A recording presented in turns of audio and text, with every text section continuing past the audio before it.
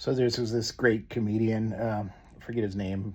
Uh, he asks the age old question, could you strangle baby Hitler in his crib? And he says, no, I can never do that. I'm a father. I can never strangle a baby in his crib. Now ask me if I could strangle a teenager. So, so on the question, could you? I would hope I could. As horrific as that would be, I think I think it would certainly be a net good for the planet.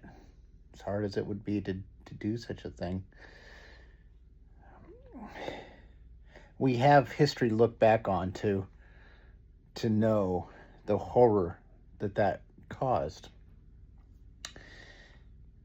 Today we're faced with new Hitlers. We have Trump and Charlie Kirk.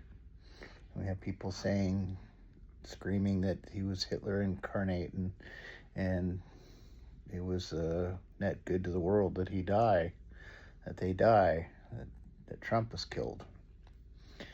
And if we had history to look back on, and you were to ask this 100 years from now, after the United States has been ended and the world is into chaos and tyranny and millions dead and all the horrors that you proclaim that Trump is going to bring on, I could say, yeah. We had the hindsight and the history to know. But the thing is, we would know that he was truly that. And when confronted with this, those that say he's Hitler incarnate and should die, and you challenge, especially lately, Charlie Kirk, who there are hundreds of thousands of hours of videotapes showing that he was the best of us, the bestest, kindest, and that all of the claims of hatred and misogyny and racism and all these things are absolutely debunked, the opposite of who the man was, and it's all lies. When you try to confront people with that, and they don't want to hear it.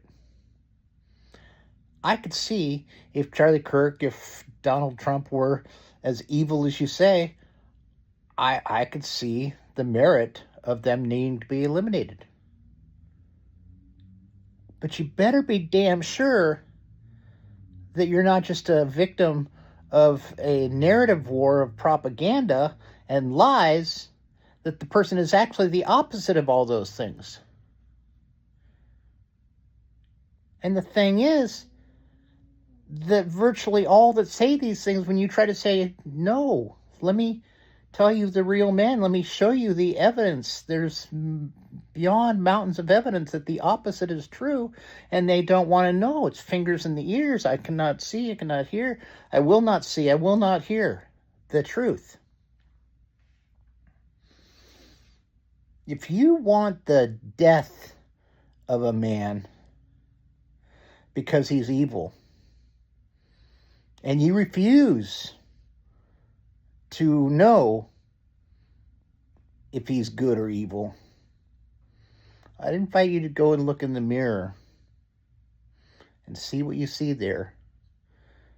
Because staring back at you is the very evil that you describe, that you say you abhor.